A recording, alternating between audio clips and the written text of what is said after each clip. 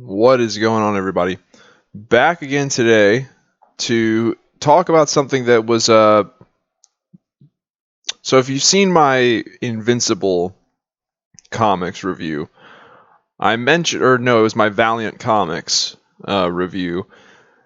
I mentioned that back in January of this year, I had put out a video where I was expressing how I was just really unsatisfied with DC Comics specifically and just modern comic books overall. And I got another guy on YouTube hit me up. His YouTube channel is called Hold the Truth Hostage. I don't know his real name. Uh, I, we seem to agree on comics, but yeah. He hits me up and he says, "Look, man, as soon as a comic book universe or series, as soon as it goes beyond comics and starts being turned into really big budget live action movies and TV shows and video games and stuff like that, once that happens, it's no longer about the comics and the company doesn't really care about the comics anymore. And if the company doesn't care about the comics, then the quality of the comics are going to decline. They don't care about the comics because the comics aren't the moneymaker anymore. It's the big live action movies and the TV shows and the video games. So once it transfers to that realm, you're going to see a decline in the comics because they're not the priority anymore."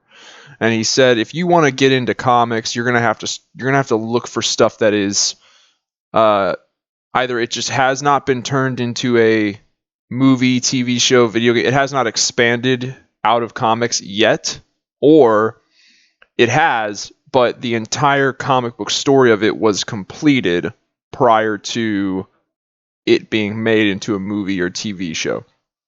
Something like Invincible. Invincible has been made into a animated series on Amazon Prime, but it was done already. Invincible is done. It's so they can adapt it now if they want to, and we will like the TV show or we won't, but there's no way for the TV show to affect the quality of the Invincible comic because the comic is done. Or something like Valiant Comics. Valiant Comics from 2012 to 2018, it was just a comic book company, and it had a great run from 2012 to 2018. Like, they were winning all kinds of awards, and their stories were great. And then, of course, what happened? 2018, they got bought out by a big company that wanted to make movies and shit, and now we see the comics decline. So the guy was right. To hold the truth hostage, I think he was right. And I have branched out. I've started looking at other stuff from Image. I started reading Valiant. I still have faith in Marvel. I still think like their comic book stories and arcs, they still manage to achieve like a solid like B minus level quality to them. It's not like A plus, but it's good. DC is straight C minus D F, like these days. So yeah. But it got me thinking, this guy, what he said, it got me thinking, is it all hopeless? Like, just because Marvel and DC have branched out and they seem to be more concerned with live action movies and TV shows and stuff, is there really no more hope for their comics anymore? And I want to say no. I still think that there is some hope. And I was thinking like, okay, well, what would need to be done? What practices would have to be implemented in order to change and turn this shit around, in order to make their comics good again, specifically with DC? And so I thought about it and I wrote some stuff down of what I think the changes that would need to be made and implemented. So right off the bat, we're going to talk about creativity and continuity. Creativity is great, but it does not belong in the already created. All right, once a character, a setting, or a narrative has already been created and well established, it's just best to stick with that status quo rather than go flip-flopping and changing it all around. All right, it's always acceptable to create like brand new character settings and narratives, but when you create those, they need to be independent of the well-established stuff already. It has to be something completely new. And the reason for this is because continuity is extremely important. All right, a series of linear events happening in a chronological order, that's always going to make a more popular and highly praised story than any kind of episodic anthology. So, yeah. It's important for your things to happen in a succession and have them make sense in that succession. All right, you don't want to have like an event here, an event here, an event here, and it's really hard to tell, like, okay, which one does this take place before that, or that after that? Do these two take place at the same time, but that takes place? You don't want to have people asking that question. You want people to be able to go, okay, first you read that, then you read or watch that, then you read or watch that, then you read or watch that, then you read or watch. You want to have that going on because that makes it easy to follow. And a story that is followable is always going to be more popular than where do I start? What do I read? What do I watch? So yeah. Now, with continuity though, the thing you have to remember is after about 25 to 30 years of real time, and this is something that really is unique to comic book universes, specifically Marvel and DC. After about 25 to 30 years of real time, the established continuity that you have in place is going to have grown way too complex and just way too long. And it's very probable also that the writing styles and the types of stories, like narratives that you're telling, have just, not really aged well. Especially ones from the early years. If you're looking at a 25 to 30 years worth of continuity, the stuff over here at the beginning, the stories and writing styles at the beginning, 25 to 30 that were published 25 to 30 years ago, there's a strong chance that they have not aged well. So, and then because of that, it's not going to appeal to a new generation of fans. So, therefore, I think it's acceptable, almost necessary, to do a complete continuity reboot every 25 to 30 years of real time. Now, this new rebooted continuity, it needs to be familiar to what came before it, but different. Familiar but different. And I think this is something that comic book companies and storytellers really struggle with when it comes to doing reboots. It's like, how do we make it familiar but different? How do we make it familiar without having it just be a repeat of the stuff before? Well, that's very easy. What you do is you look at what is different about the world around you compared to 25 to 30 years ago. What is going on in the world around you? What are some of the big issues in the world around you? What are are there new technologies, medicine? Like what do we have now that we did not have 25 to 30 years ago when we started the last continuity? And then you take that stuff and you implement it into your stories. You can use that stuff to create new villains, new settings, new problems, new challenges that these characters have to overcome. But in terms of the characters, their backstory, where they come from, their personalities, how they act, how they behave, what they believe, their values and core principles that they live by, their costumes, all of the costumes and overall look and appearance, that stuff has to remain pretty much the exact fucking same. It's the world around them that changes, not them. So, yeah. And if you manage to pull it off, you keep it familiar but different. Let's see.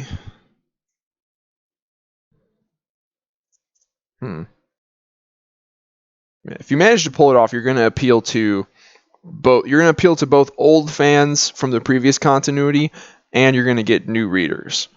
Now,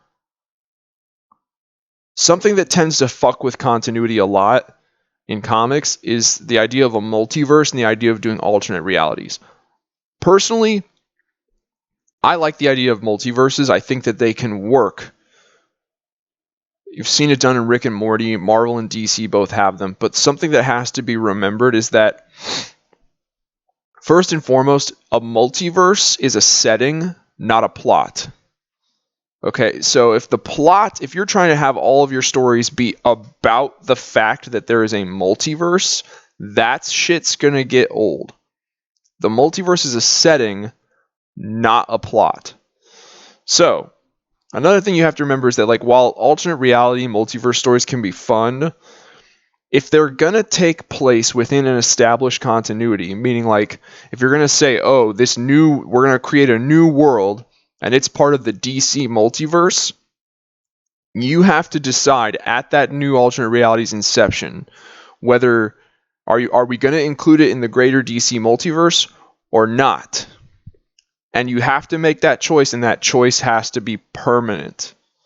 If you ever want to include it, you have this, oh, I'm creating my own little alternate reality with its own characters and its own settings and stuff. You have to ask yourself, okay, and it's being published by DC Comics. Okay, great. Do I ever want to see these characters in this reality that I've just created? Do I ever want to see them interact with Superman and Batman and Wonder Woman and the Justice League and the Teen Titans? Because if the answer is yes, then I need to, at its inception, set this alternate reality up in the DC multiverse. What do I mean by that? It has to play by the rules of the established DC multiverse from the get-go. You can't put it in there and have it contradict a bunch of shit that's already been set down in the DC multiverse. If you're going to include it in the greater multiverse, it has to play by the greater multiverse's rules. Some people are going to go, yeah, but there are no rules. It's comics. No, they're fucking rules. All right? There are fucking rules. Nobody wants your wibbly wobbly anything goes. There are no wrong answers bullshit, because continuity matters. Remember that. Continuity matters. So, if you don't ever want to have your alternate reality, your unique reality, take place in the DC multiverse, if you don't want to have your characters that you create interact with Superman and Batman and Wonder Woman, then fine, but you have to also make that decision at the beginning. And you have to make it very clear to readers and potential customers, hey, this, even though it's being published by DC Comics, this is its own thing. It has nothing to do with the greater DC multiverse, and it never will. It's its own thing. Now, you might be asking, well, why can't we just decide to have it be its own thing at the beginning? But later on, if I decide to change my mind, why can't we incorporate it into the greater DC multiverse then? It's what I mentioned about, well, if it started out as its completely own thing, you have to ask yourself, okay, while it was its own unique thing, did I ever do anything within the story and the narrative with the characters, the settings? Did I ever do anything that would contradict the greater DC multiverse? Because if you did, you can never put it in there. But they do it. Now, why is it a problem to take something that was once its own unique thing, and maybe some of the stuff in there does contradict the greater DC multiverse? Why is it a problem to like retroactively insert it in there?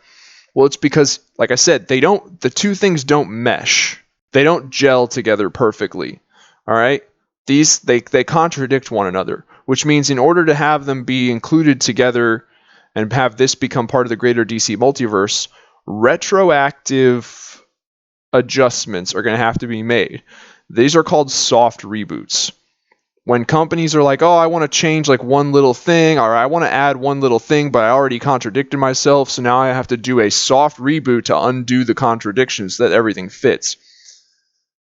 This is a problem. Because aside from the 25 to 30 year reboot allowance being necessary, because after 25 to 30 years, your reading list of continuity is huge,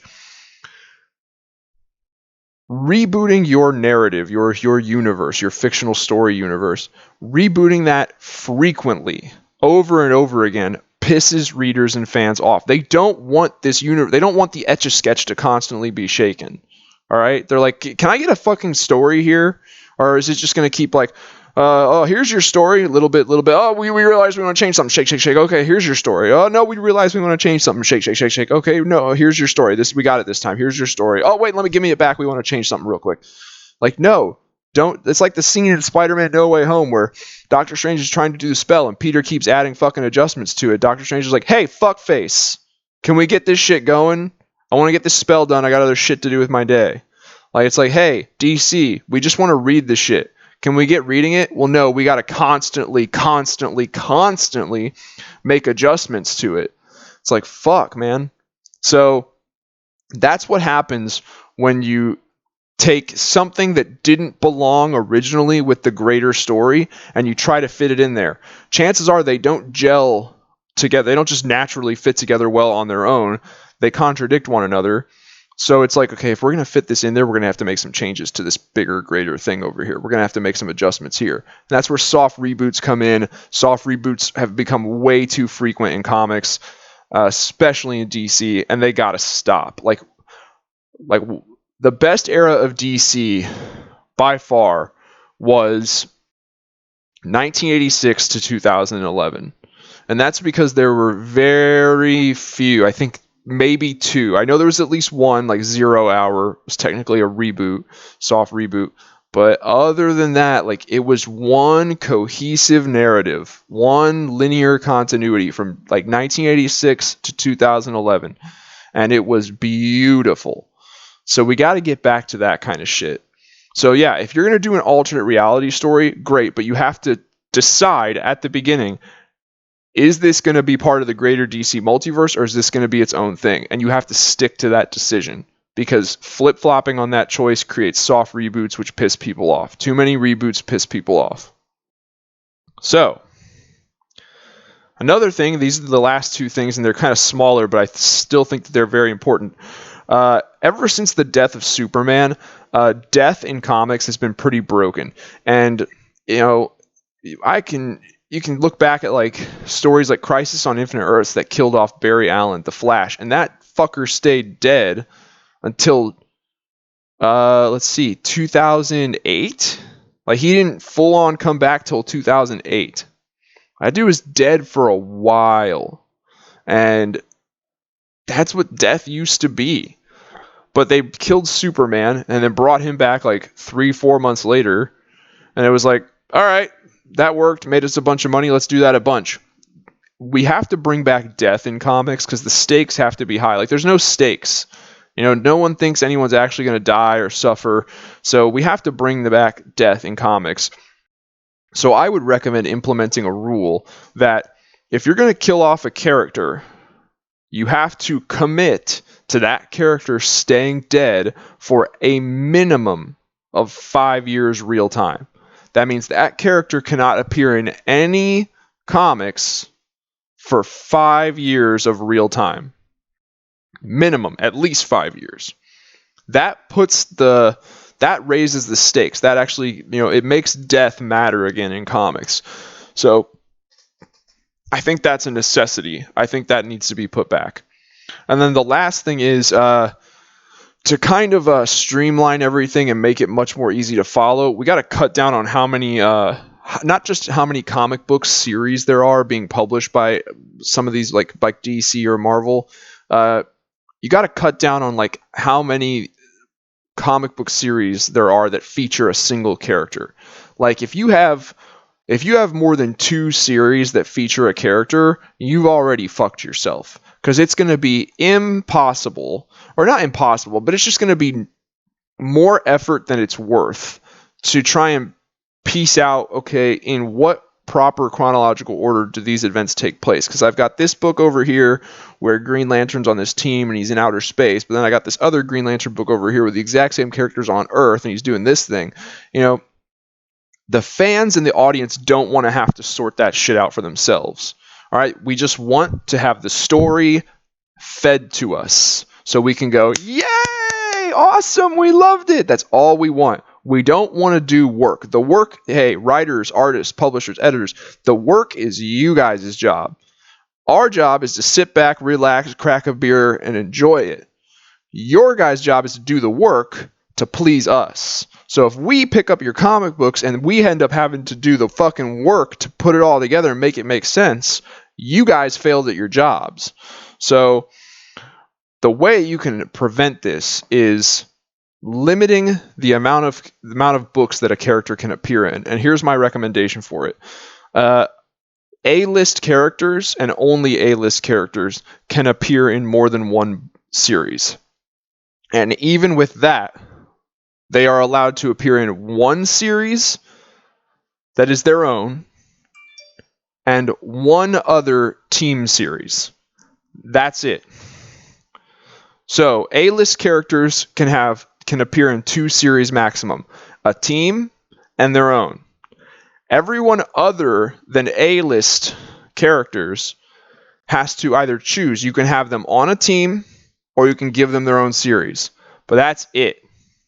This will cut down, not only will it cut down the amount of comic book series being published overall, which it'll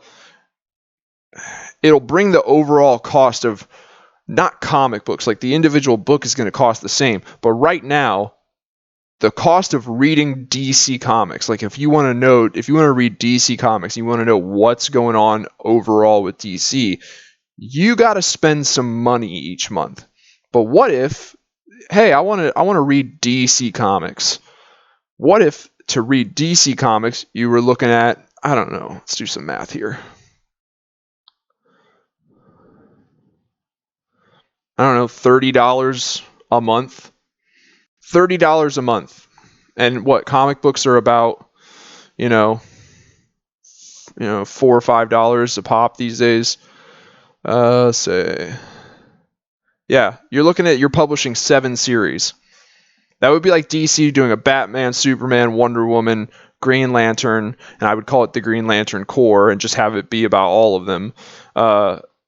Superman, Batman, Wonder Woman, Green Lantern, Martian Manhunter, Aquaman. No, fuck that.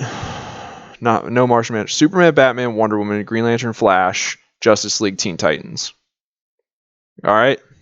Now, that's just an example. With a company like DC, like I could see them doing a little bit more than 7 books. That was just some rough math I was doing. You'd probably also want to have like a Justice League Dark, a Suicide Squad, and yeah, but that's about it. And Birds of Prey. Get all your team books. So what do we got? Justice League, Teen Titans, Justice League Dark, Suicide Squad, Birds of Prey.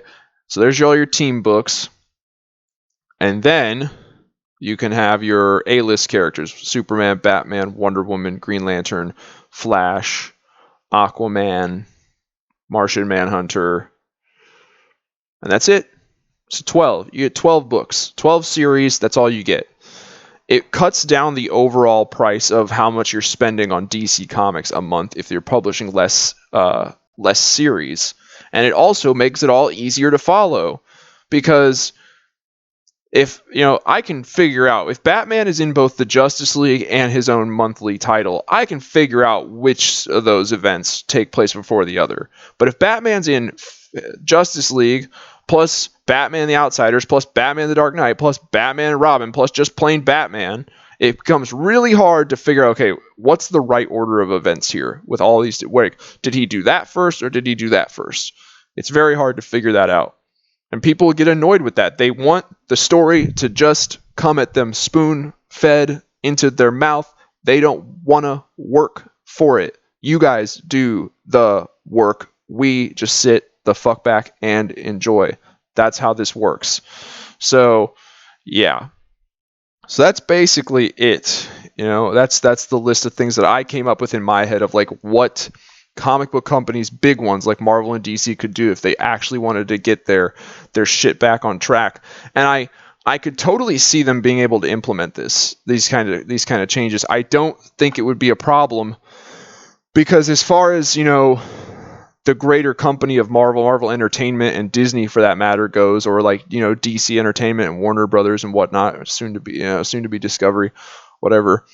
I could very well see them not giving a shit as to what the comics do. Like if the comic books were like, hey, we're gonna go down to about 12 series a month, and we're gonna make all these changes, and yeah, we think it'll really help out the comic book division.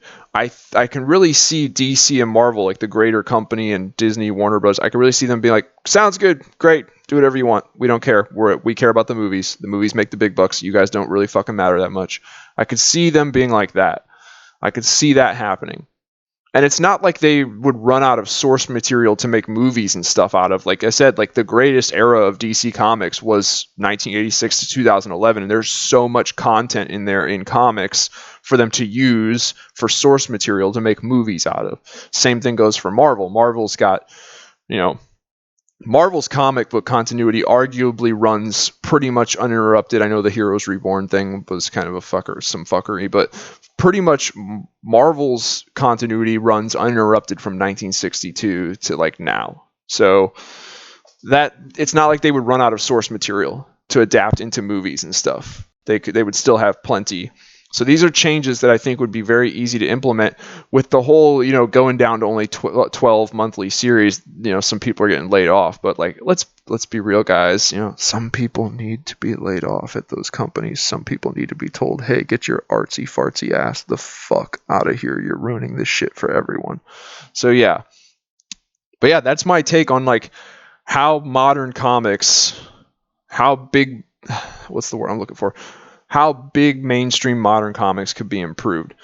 So yeah, let me know what you guys think. Leave some comments below, get a discussion started. If you like this video, please hit that like button. That really helps out my channel. If you want to help out my channel even further, check out some of my other videos and maybe subscribe. Other than that, I'll see you guys next time.